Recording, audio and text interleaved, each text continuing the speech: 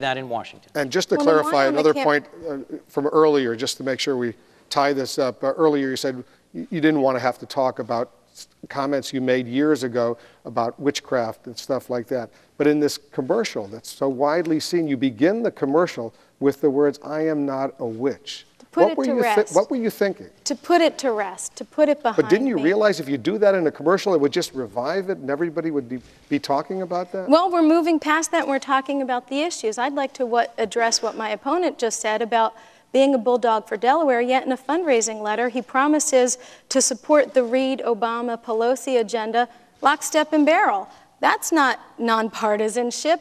And again, why is the Democratic Party pulling out all the stops to get him elected? Because they see him as a rubber stamp for their agenda. And there are many things that I have publicly said that I support the Obama administration on.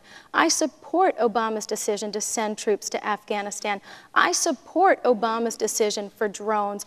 I support Obama's decision to treat the American who's recruiting terrorists on American soil, who's hiding in Yemen. I support the decision for our intelligence agencies to do whatever it takes to take him out. So there are things that I would proudly support when it is in the best interest of Delawareans.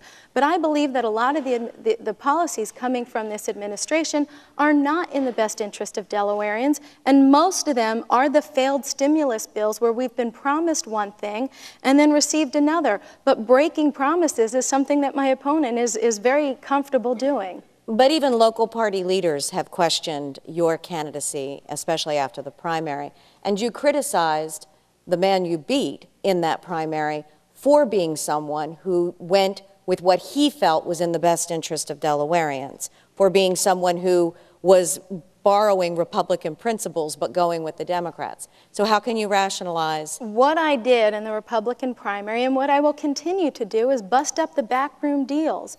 A lot of our leaders have an obnoxious sense of entitlement about who should get in office and who should represent them on the ballot. Okay. What my campaign did is... I need to interrupt just because we have to get to the closing statement. All right, okay. And we will begin the closing statements. Both of you will have a chance to make your final comments. We'll begin with Ms. O'Donnell. Thank you. Once again, I'd like to thank the hosts of this debate and Nancy and Wolf. And I hope now that the Delaware voters better understand the clear choice we face in November. My opponent has a record of raising taxes and a record of wasteful spending. Like so many career politicians, he says he'd do one thing and then only breaks his promises after he's assumed office. My opponent will rubber stamp the same failed policies that have caused unemployment and our national debt to skyrocket. He's in lockstep with Barack Obama and Harry Reid, and that's why Harry Reid has called him his pet. I'm not a Democrat, but I know that what's happening in this country right now is not what my Democratic friends voted for when they voted for change in 2008. What Washington needs now are new voices and new ideas that look to the people and not to the government, to the solutions to our economic problems. My opponent is addicted to a culture of spending, waste, fraud, and abuse, whether it's spending tax dollars on men's fashion shows or to pay off his cronies with sweetheart pension deals and special interests. We already have enough politicians in Washington like that. I want to go to Washington and be the voice of the people of Delaware, not any party or special interest group. I want to go to Washington and represent the people who put me on this stage tonight and who are willing to work hard to get our country back on track again. It's not going to be easy, but I do believe that America is the greatest force of good in the world, and I have never questioned whether America is a beacon of freedom and justice. We will get our financial house in order, we will cut spending, we will reform our government, and we will defeat our enemies and see triumph over freedom again. So with that said, I hope that you will support me and cast your vote for O'Donnell for U.S. Senate. God bless you and God bless Delaware. I appreciate your attention to tonight's debate. Thank you for the tough questions you've asked and for the open and good conversation we've had over the last 90 minutes. I think you've heard there is a real and clear difference between my opponent and me in our values, our experience, and in our approach. Ms. O'Donnell has experience at running for office, but not at really running anything, at delivering catchy slogans, but at not delivering on any real solutions, and frankly, at sharpening the partisan divide, not at bridging it. She's focused too little on the issues that really matter to Delawareans and too much on the issues that make for good sound bites. I think what Delaware needs, what Delaware deserves, is someone as their next United States Senator who has real hands-on experience solving problems, fixing what's wrong here with our community and in Washington, and tackling the real problems that face us in America. I believe I offer you real ideas based on that experience. I'm the only candidate on this stage tonight with experience working in and with the private sector, and I'd be grateful for your vote. My apologies for interrupting, but thank you so much. Time is up. Wolf Blitzer, it's been a pleasure. Thank you very much. Thank you. And for all of you who are watching, thank you so much for joining us for Delaware First Media. I'm Nancy Karabjanian. Good night.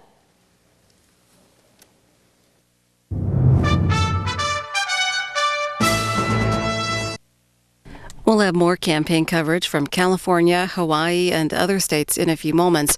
But first, we want to show you a couple of ads that are running in Delaware for Christine O'Donnell and Chris Coons, the candidates we just saw debate.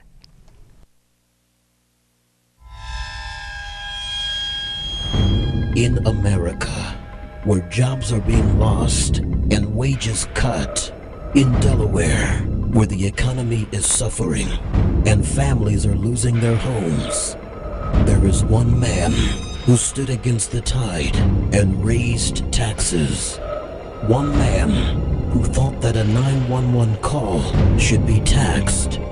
One man who thought property taxes should be hiked almost 50%. One man who was county executive drove Newcastle County on the brink of bankruptcy. Hide your will.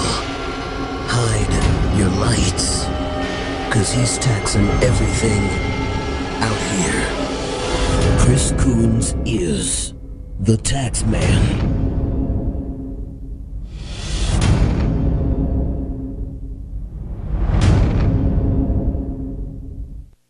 I spent 8 years working with one of the most innovative companies in the world. I know what it takes to help businesses create jobs. We have to invest in education. We have to make the tax code more fair and more predictable for small business. We have to invest in training, and we have to stop subsidizing companies who ship American jobs overseas. We should be doing more to invest in companies that invest in us. We should be doing more to invest in the infrastructure that makes America competitive. If we don't fight for this economy, fight for good jobs, we're just giving up on the future. I'm Chris Coons, and I approve this message.